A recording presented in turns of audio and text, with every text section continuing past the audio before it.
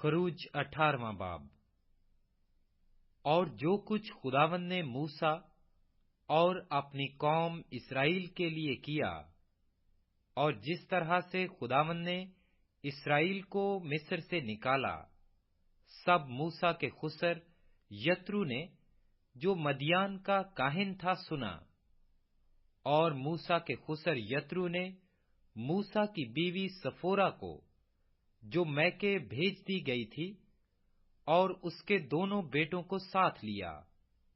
ان میں سے ایک کا نام موسیٰ نے یہ کہہ کر جیرسوم رکھا تھا کہ میں پردیس میں مسافر ہوں، اور دوسرے کا نام یہ کہہ کر الیعزر رکھا تھا کہ میرے باپ کا خدا میرا مددگار ہوا، اور اس نے مجھے فرعون کی تلوار سے بچایا۔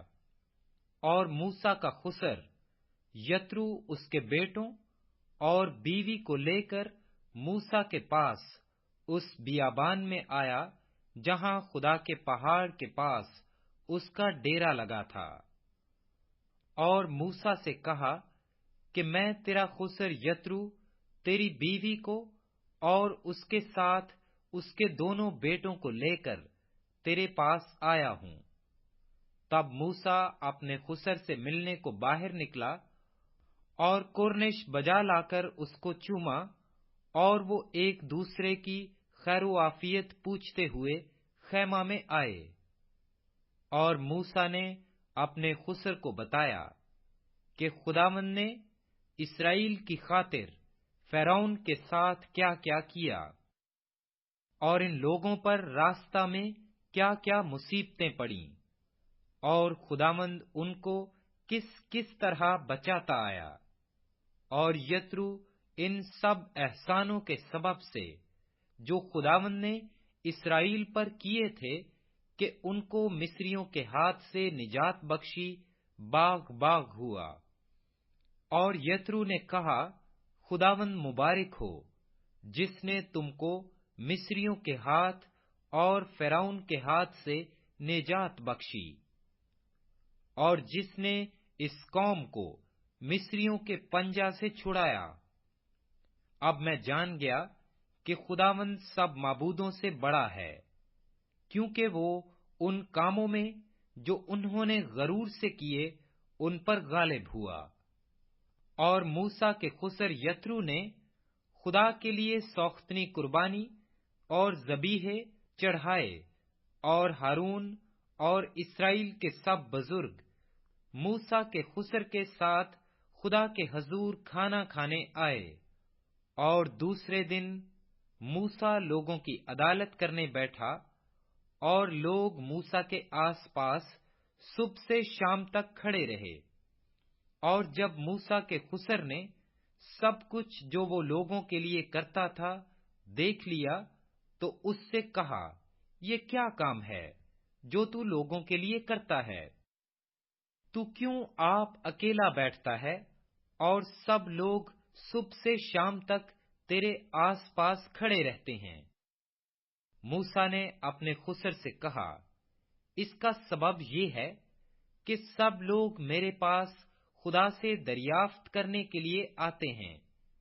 جب ان میں کچھ جھگڑا ہوتا ہے تو وہ میرے پاس آتے ہیں، اور میں ان کے درمیان انصاف کرتا اور خدا کے احکام اور شریعت ان کو بتاتا ہوں۔ تب موسیٰ کے خسر نے اس سے کہا کہ تو اچھا کام نہیں کرتا، اس سے تو کیا بلکہ یہ لوگ بھی جو تیرے ساتھ قطعی گھل جائیں گے، کیونکہ یہ کام تیرے لیے بہت بھاری ہے، تو اکیلا اسے نہیں کر سکتا۔ سو اب تو میری بات سن، میں تجھے صلاح دیتا ہوں، اور خدا تیرے ساتھ رہے۔ تو ان لوگوں کے لیے خدا کے سامنے جایا کر، اور ان کے سب معاملے خدا کے پاس پہنچا دیا کر، اور تو رسوم اور شریعت کی باتیں ان کو سکھایا کر، اور جس راستہ ان کو چلنا اور جو کام ان کو کرنا ہو وہ ان کو بتایا کر۔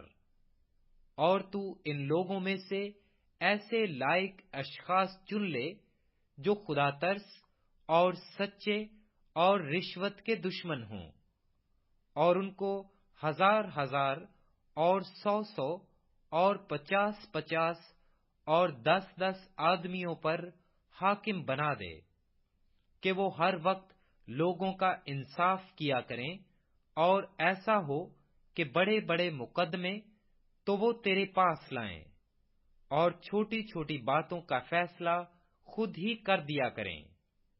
یوں تیرا بوجھ ہلکا ہو جائے گا، اور وہ بھی اس کے اٹھانے میں تیرے شریک ہوں گے۔ اگر تو یہ کام کرے اور خدا بھی تجھے ایسا ہی حکم دے تو سب کچھ جھیل سکے گا، اور یہ لوگ بھی اپنی جگہ اطمینان سے جیئیں گے۔ اور موسیٰ نے اپنے خسر کی بات مان کر جیسا اس نے بتایا تھا ویسا ہی کیا۔ چنانچہ موسیٰ نے سب اسرائیلیوں میں سے لائق اشخاص چنے، اور ان کو 1000 اور 100 اور 50 اور 10 آدمیوں کے اوپر حاکم مقرر کیا۔ سو یہی ہر وقت لوگوں کا انصاف کرنے لگے۔ مشکل مقدمات تو وہ موسیٰ کے پاس لے آتے تھے، پر چھوٹی چھوٹی باتوں کا فیصلہ خود ہی کر لیتے تھے۔ پھر موسیٰ نے اپنے خسر کو رخصت کیا، اور وہ اپنے وطن کو روانہ ہو گیا۔